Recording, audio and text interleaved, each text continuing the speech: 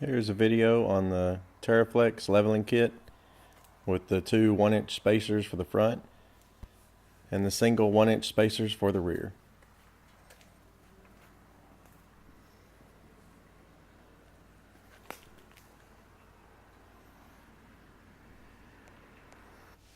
These are the tools I use, mainly consisting of just 18mm and 19mm wrenches and sockets.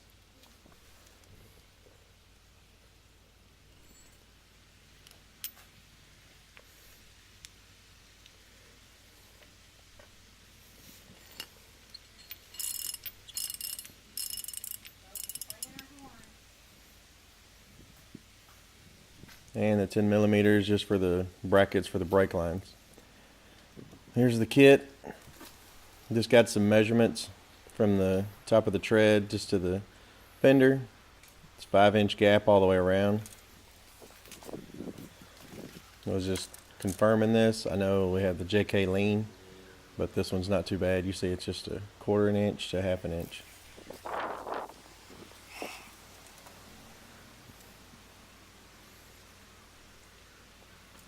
With this kit install, I went ahead and did the minimum. I did not do the track bar. I'll mention that again here later.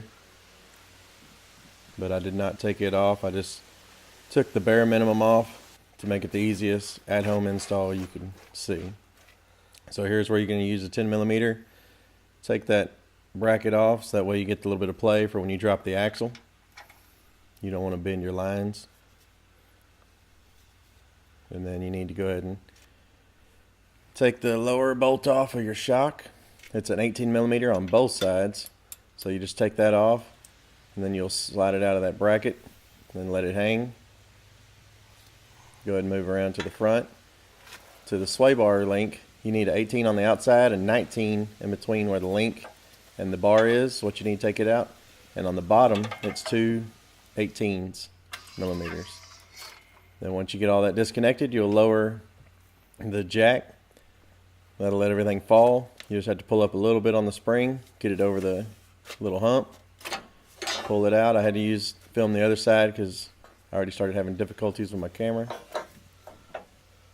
Back to the passenger side, pull it out. Go ahead and get the isolator that's already in there. Pull it down. Go ahead and get your two spacers ready. Slide those up on there.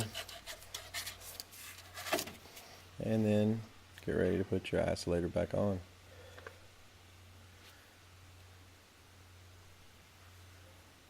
I made sure with the isolators I did go ahead and realign the springs. And that way it was already compressed on there so it had the same fitment. Wouldn't slide around or anything. Just like how you'll do on the lower spring where it's on the metal. And you make sure that the last part of the coil gets around there and locks in.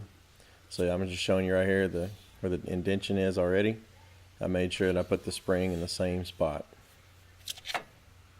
And down here, it's where that little bit of link. You just got to make sure it's all nice and snug. At that point, started lifting the axle up. I got the new sway bar links installed.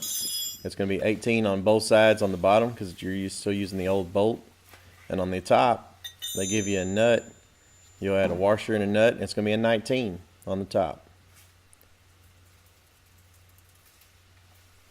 Then you just got to make sure you raise it up the axle some more. Go ahead and get your shock back installed with the bolt. Here I put it in reverse just to show on the camera, but you need to come in from the back side with the threads to the outside.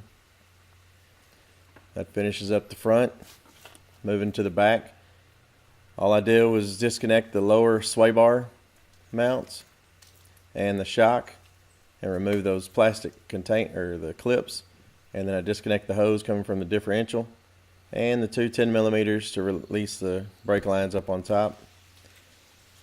Once you get everything in place, you need to use these blocks. You'll put them on top of the axle after you grease the top nipple, the short nipple for the rear spacer. And then you'll place the block on the bottom part of the nipple. You'll use your jack to drive it up. It'll pop in. And then you go ahead and get that put in place. Right there, I was just showing you, since I didn't take out the track bar on the back, then I needed to use a shorter piece of wood.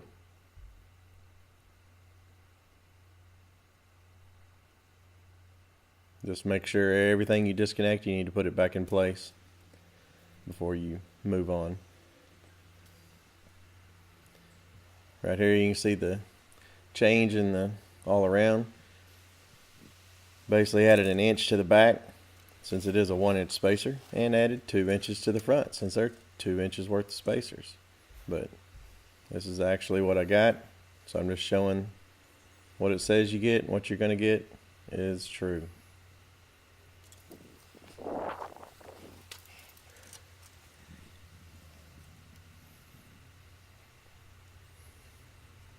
We've been waiting for these tires to wear down, that way we can get some new ones. These are just the 32-inch that come on Saharas and everything, so we've just been waiting to get some either 33s or 34s, so they're just upgrading for no reason.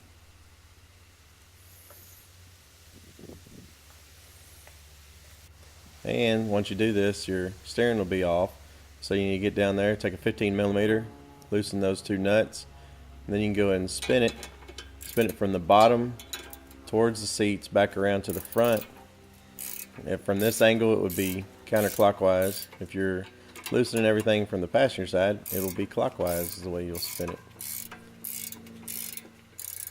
But just do that until you get it close to a line, and then after you go drive it, come back, adjust it again, make sure you get everything lined back up. That way when you're driving down the road it feels normal. It's just showing new parts installed after we've already moved it to the front. Went and did a test drive, went and checked everything, torqued it all to spec.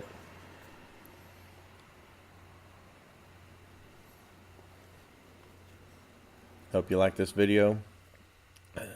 If you leave a like, go ahead and comment if you had anything I should have done different. But so far we're happy with this. We'll go ahead and send out another video whenever we put some new tires on it. You can see how they fill the wheel wells and what differences we get in width on the tires, since we're messing with the 18s and everybody usually goes to 17s.